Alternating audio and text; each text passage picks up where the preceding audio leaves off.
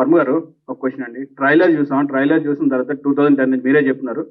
రాజశేఖర రెడ్డి గారి దగ్గర చనిపోయిన దగ్గర నుంచి 2019 ఎలక్షన్స్ వరకు పార్ట్ 1 ఉంటుంది అంటున్నారు. ఇదే కాన్సెప్ట్ తోటి కంటెంట్ తోటి ఇంకొక సినిమా వస్తుంది యాత్ర 2 అని. సో దానికి దీనికి సిమిలారిటీస్ ఏమైనా ఉంటాయా? ఏదైనా నాకు అబ్సల్యూట్గా తెలియదు, ఎందుకంటే నాకు మహి తెలుసు యాజ్ అ పర్సన్. నాకు కానీ యాత్ర 2 కంటెంట్ అనేది అసలు నాకు ఐడియా లేదు. చంద్రబాబు అంటే కోపం మీకేమన్నా? సో చంద్రబాబు అని నాకు విపరీతమైన ఇష్టం, రసగుల్లా కన్నా ఎక్కువ ఇష్టం. ఏదో విలన్ లాగా చూపించారు మరి. అరే నేను ఇప్పుడే చెప్పాను, రసగుల్లా కన్నా ఎక్కువ ఇష్టం అంటే మళ్ళీ విలన్ లాగా మీకు కనిపిస్తున్నారేమో. ఇప్పుడు జగన్ పార్ట్ లో తెలంగాణ, దానికి ఇంకొక సీక్రెట్ అంటే నాకు విలన్లు అంటే చాలా ఇష్టం. మళ్ళీ అది కూడా చెప్తున్నాను.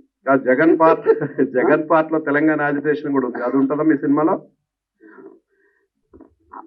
I mean not much mention ఉంటుంది కానీ నాట్. సార్ ఎన్నికల ముందు రిలీజ్ చెప్పింది అదోలా కనిపిస్తున్నానండి. సినిమా తీసిందే అందుకు. అప్పుడు మీరు ఎన్నికల ముందే రిలీజ్ చేసి అంటే ఎక్కడ చూపించండి, ఒకసారి మీ ఫేస్ చూపించండి సార్. అంటే ఇప్పుడు వ్యూహంగా ముందే సలార్ రాబోతుంది కదా, మరి సలార్ ముందు ఇది ఎంతవరకు నిలబడుతుంది అనుకుంటున్నారు? సార్ ఇప్పుడు ఫస్ట్ ఆఫ్ ఆల్ సినిమాలు వేరే అంటే వేరే ఏమంటుందండి ఉద్దేశాలతోటి మోటివేషన్స్ ఉంటాయి. వ్యూహం అనే సినిమా ఒక పొలిటికల్ ఆస్పెక్ట్, ఒక రియల్ లైఫ్ లో జరిగిన ఇన్సిడెంట్లు, రియల్ లైఫ్ లో ఇప్పటికి కూడా పొలిటికల్ గా స్ట్రాంగ్ గా పబ్లిక్ మైండ్ లో ఉన్న క్యారెక్టర్స్ స్టోరీ.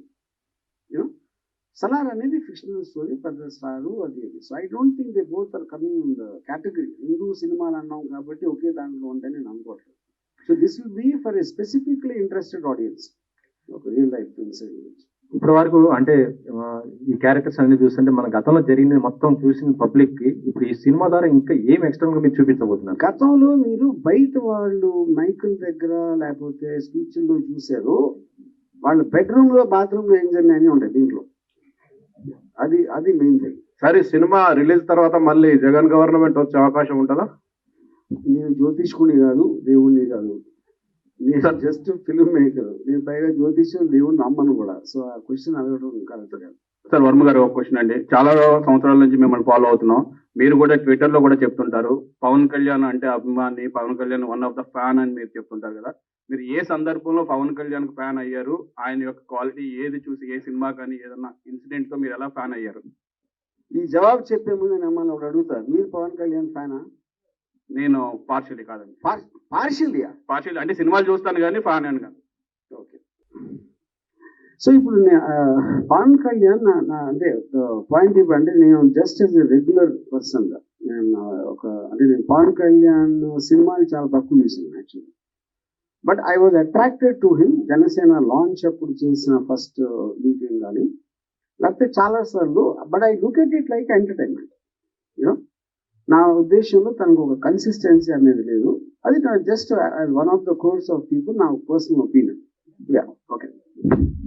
సరే ఇప్పుడు ట్రైలర్ చూస్తే అందరి క్యారెక్టర్లు, మెయిన్ వాళ్ళ క్యారెక్టర్లకి వాళ్ళ వాయిసే ఉంది, కానీ జగన్ గారి క్యారెక్టర్కి ఆయన వాయిస్ లేదు. ఎందుకు? కథానాయకుడు క్యారెక్టర్కి ఎందుకు లేదు? అంటే అక్కడ దానికి 2 పాయింట్స్ అండి. ఫస్ట్ ఇప్పుడు జగన్ గారు కొన్ని యాక్సెంట్ ఏదైతే ఉందో, normally most of the time మన పొలిటికల్ మీటింగ్స్ లో మాట్లాడినప్పుడు హై పిచ్ లో మాట్లాడతాను.